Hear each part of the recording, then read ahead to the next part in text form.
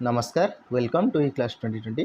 आज आम भिडियो रे किसी गुरुत्वपूर्ण खबर विषय आलोचना करवा। प्रथम खबरटी अच्छी बढ़िला 3% महंगा भत्ता बा डीए। तापर खबर अच्छी स्पेशल ओटीटी रिजल्ट केबे, ग्रेस मार्क क्या मिल, आंसर की चैलेंज रो लास्ट डेट केबे, आउ शेष खबरटी अच्छी परवर्ती ओटीटी केबे। चलतु भिडियोटी स्टार्ट करिया। प्रथम न्यूज अच्छी ओडिशार समस्त सरकारी कर्मचारी जहाँकि सीएमओ ओडिशा तरफ आसी एक्स माध्यम दीपावली पूर्व माननीय मुख्यमंत्री श्री मोहन चरण माझी घोषणा। राज्य सरकारी कर्मचारी महंगा भत्तारे बा डियरनेस अलाउंस बा डीए से 3% वृद्धि घटी।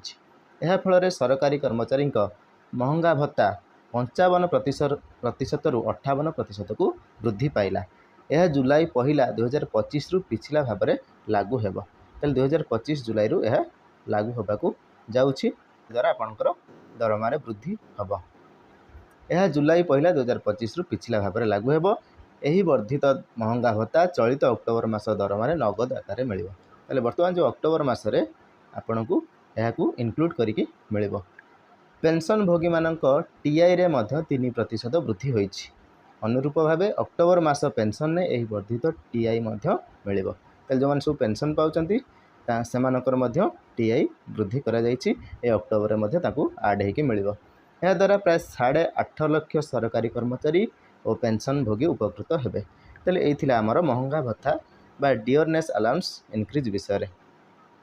तापर आमे जिबा हमर जो स्पेशल ओटीटी जो आंसर की रिलीज कराइथिला ऑफिशियल आंसर की आपनकर bscodisha.nic सॉरी bscodisha.ac.in रे जो ऑफिशियल आंसर की जारी करा जाइथिला ताकू आपन जदि चैलेंज करबा को चाहउचंती आज ही होची तार शेष तारीख जोटा कि 16 अक्टोबर 2025 जहाँकि आपन देखि परथुए मिडनाइट पर्यंत अच्छी 16/10/2025 जोटा कि आपनकर शेष तारीख। आज ही आपन चाहिए तार चैलेंज करें। ताल चैलेंज पे आपन को सफिशिएंट डॉक्यूमेंट दरकार, वैलिड डॉक्यूमेंट दरकार।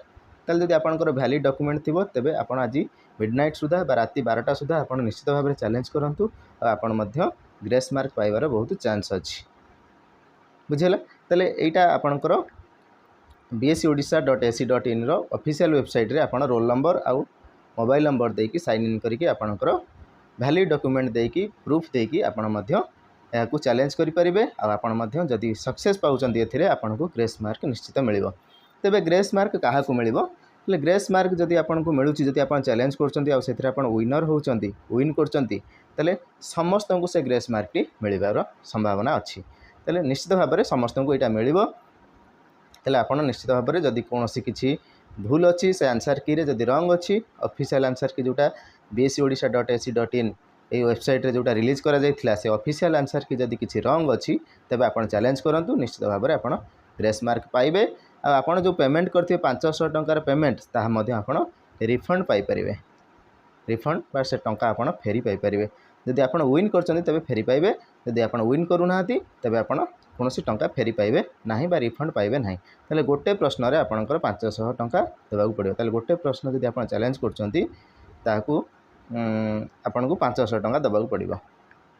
ताले एथिला आपनकर ग्रेस मार्क काहा को मिले? ग्रेस मार्क समस्त को मिले। ग्रेस मार्क जदि आपन विन करचंती तबे ग्रेस मार्क समस्त को पई लागू हबो। तापरे आमे आलोचना करिबा आपनकर रिजल्ट केबे आसीबो। जेहेतु आपनकर आज होची लास्ट डेट 16/10/2025 मिडनाइट पर्यंत लास्ट टाइम अच्छी आपनकर ऑफिशियल आंसर की को चैलेंज करबा पई ऑनलाइन माध्यम रे। तले एहा परे आपनकर फाइनल आंसर की आसी जिवो। फाइनल आंसर की आसीबा परे आपन को मिल जिवो कोन रिजल्ट देखिबा को पाइबे। आपन रिजल्ट को वेबसाइट रे देखिबा को पाइबे। से सेम वेबसाइट bscodisha.ac.in जो ऑफिशियल वेबसाइट रही बोर्ड तरफ से वेबसाइट रे आपनकर रोल नंबर आ मोबाइल नंबर बा एप्लिकेशन नंबर देके आपनकर रिजल्ट आपन चेक करि परिबे। मु आशा करूछि आपन माने समस्ते परीक्षा रे उत्तीर्ण हेइ जिवे। आपन मध्य क्वालिफाई करि परिबे। आपनकर जनरल क्वालिफाइंग मार्क अछि 90 आ आपनकर एससी एसटी आ एससी बीसी एई कास्ट जो टीचर माने देइथिले एग्जाम तांकर 75 होउची क्वालिफाइंग मार्क। मैं आशा करुँची आपण मैंने निश्चित भाव में ए मार्क रखिथे।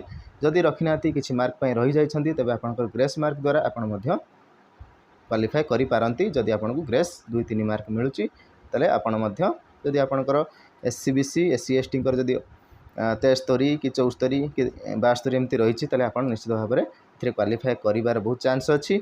आ जनरल माने जदि आपणकर 88 कि 89 रोचे 87 रोचे तेज आप परीक्षार उत्तीर्ण होबार बहुत चांस रोचे। ताले परवर्ती OTT केबे आसीबो?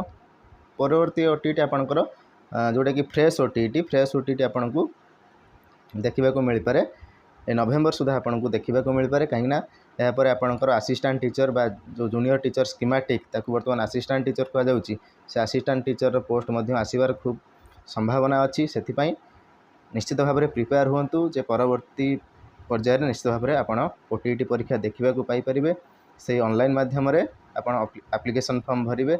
आपण माने टीचर माने जो माने इन सर्विस टीचर माने रहिले से माने आपण माने निश्चित भाव में अप्लाई करंतु OTT आउ से OTT सर्टिफिकेट रे आपण सबू बेनिफिट पाई परियो जेमिति कि आपनकर प्रमोशन क्षेत्र रे हो बा निजर TET बा योग्यता बढ़ावा पई हो निश्चित भाव में आपन को हेल्पफुल रहिबो।